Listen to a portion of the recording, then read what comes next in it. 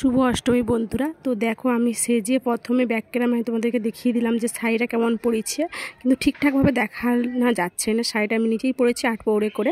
তো দেখো আমার শাড়ি পরা কমপ্লিট, এবারে মেকআপ করব, তার জন্য দেখো একটু তোমাদের সঙ্গে শেয়ার করে নিলাম শাড়ি পরাটা। তো দেখো মেকআপ কমপ্লিট, তার মধ্যেই আমাকে ছুটে এসে দিতে হয়েছিল বৌদিকার, আমাকে পুজো দিতে হয়েছিল। পুজো তাড়াতাড়ি আরম্ভ হয়ে গেছে। আর মেয়েদের তো জানোই বন্ধুরা, কোথাও যদি যেতে হয় রেডি হতে তো দিন চলে যায়, টাইম চলে যায়, কিন্তু কখন যে রেডি হবো সেটা খুঁজে পাই না। তো তার মধ্যে পুষ্পাঞ্জলিও স্টার্ট হয়ে গেছে।